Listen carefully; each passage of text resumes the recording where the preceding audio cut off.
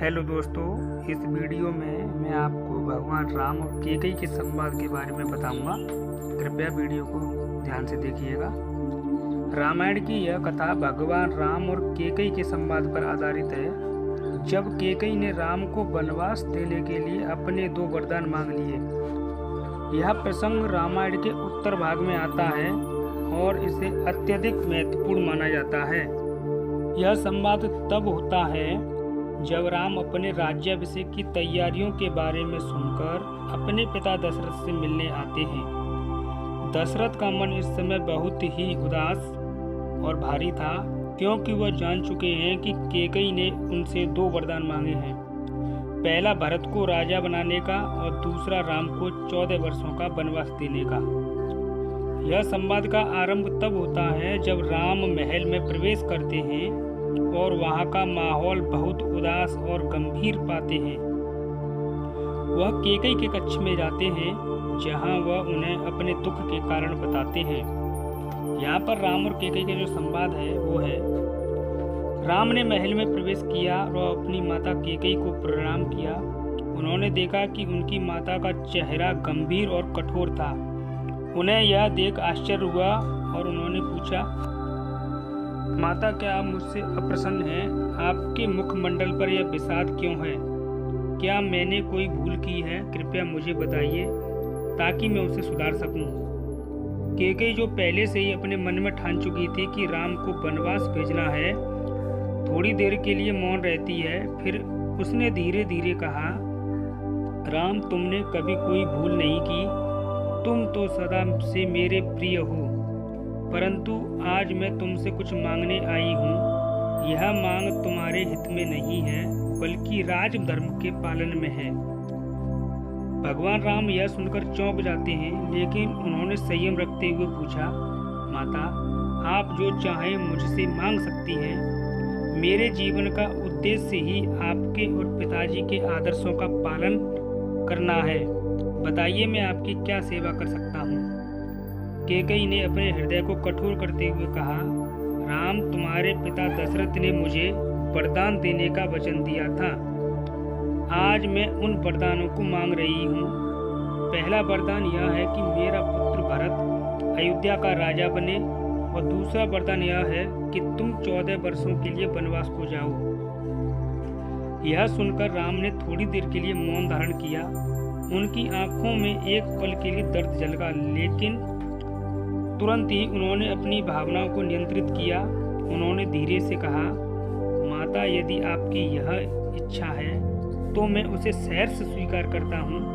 मुझे कोई आपत्ति नहीं है कि मैं भरत राजा बने और मैं 14 वर्षों के लिए वनवास जाऊँ। परंतु कृपया मुझे यह बताइए कि यह निर्णय के पीछे आपका उद्देश्य क्या है। कैकेयी ने कठोरता से उत्तर दिया, राम, इस निर्णय के पीछे केवल एक ही उद्देश्य है, राजधर्म का पालन। तुम बड़े पुत्र हो और स्वाभाविक रूप से तुम्हें राजगद्दी मिलनी चाहिए, परंतु मैंने यह निर्णय इसलिए लिया है ताकि भरत को उसका अधिकार मिले। राम यह सुनकर अपनी माता के चरणों में प्रणाम किया और कहा, माता, आपके निर्णय का सम्मान करता हूँ। मुझे कोई दुख नहीं है। मैं अब जाकर पिताजी से विदा लेता हूँ, फिर वन के लिए प्रस्थान करूँगा। दशरथ की प्रतिक्रिया क्या थी?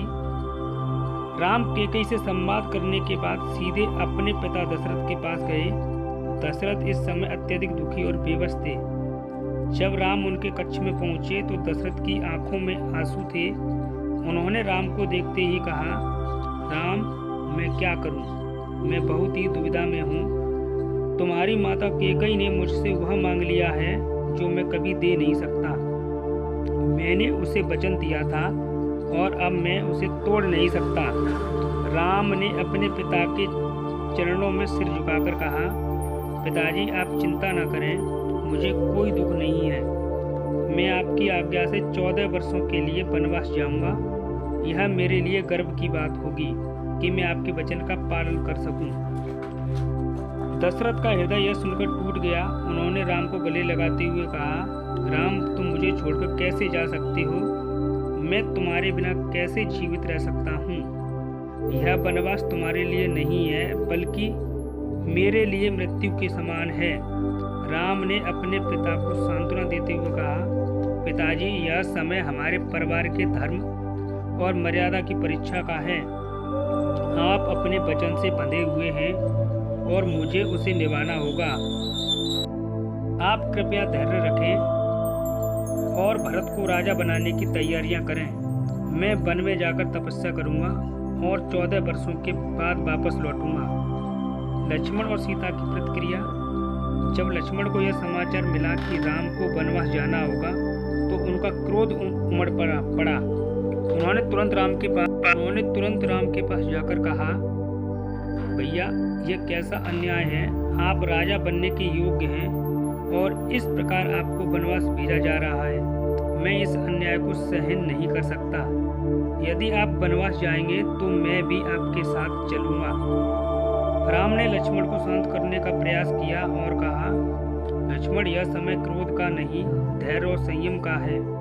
यह हमारे परिवार की मर्यादा है कि हम अपने बड़ों की आज्ञा का पालन करें। यदि तुम मेरे साथ आना चाहते हो तो आओ, परंतु क्रोध में आकर कोई अनुचित कार्य न करो। इसी बीच सीता ने भी राम से वन जाने का आग्रह किया। उन्होंने कहा, प्रभु, आप जहाँ जाएंगे वहाँ मैं भी चलूंगी। आपके बिना यह सरल और कार्य मेरे लिए शून्य के समान है। यदि आप वन जाएंगे तो मुझे भी साथ ले चलिए। मैं हर परिस्थिति में आपके साथ रहूंगी। भगवान राम ने सीता को बहुत समझाने का प्रयास किया, लेकिन अंततः उन्हें उनकी बात माननी पड़ी। भरत की प्रक्रिया। भरत, जो इस समय अपने ननिहाल में थे, जब उन्हें इस घटना के बारे में ज्ञात हुआ तो वह तुरंत अयोध्या लौटे। उन्होंने अपनी माता कैकेयी से क्रोधित होकर कहा, माता, आपने यह क्या किया। राम भैया इस राज्य के असली अधिकारी हैं और उन्होंने वनवास के लिए आपने क्यों भेजा। मैं इस राजगद्दी को नहीं चाहता। कैकेयी ने भरत को समझाने की कोशिश की, परंतु भरत ने साफ साफ कह दिया कि वह इस राजगद्दी को स्वीकार नहीं करेंगे और राम को वापस लाएंगे। भरत ने राम से मिलने के लिए वन में जाने का निर्णय लिया। जब वह राम से मिले तो उन्होंने अपने भाई से कहा, भैया, यह राज्य आपका है, आप वापस चलिए और इस राजगद्दी पर बैठिए। मैं राजा नहीं बनना चाहता। परंतु राम ने अपने निर्णय पर अड़िग रहते हुए कहा, भरत, यह हमारा कर्तव्य है कि हम अपने बड़ों की आज्ञा का पालन करें। अपने राज्य का संचालन करना है और मैं वन में रहकर तपस्या करूंगा। 14 वर्षों के बाद मैं वापस आऊंगा। भरत ने राम के चरणों में सिर रखकर कहा, भैया, यदि आप वापस नहीं आ सकते तो मैं आपकी खड़ाऊं लेकर अयोध्या लौटूंगा और उस पर राज्य करूंगा। यह मेरा वचन है कि मैं केवल आपके प्रतिनिधि के रूप में राजा बनूंगा। राम ने भरत की बात मान ली और अपनी खड़ाऊ उन्हें दे दी। भरत ने राम की खड़ाऊ को सिर पर उठाकर प्रणाम किया और अयोध्या लौट गए। अंत में इस कहानी से हमें यह शिक्षा मिलती है कि राम, सीता और लक्ष्मण वनवास के लिए प्रस्थान कर गए और भरत ने राम की खड़ाऊ को सिंहासन पर रखकर राज्य का संचालन किया। यह संवाद भारतीय समाज और संस्कृति में आदर्शवाद, धर्म और मर्यादा का प्रतीक बन गया। राम और कैकेयी के बीच यह संवाद दिखाता है कि कठिन परिस्थितियों में भी कैसे धर्म और कर्तव्य का पालन किया जाना चाहिए, चाहे व्यक्तिगत भावनाएं कितनी भी तीव्र क्यों न हों।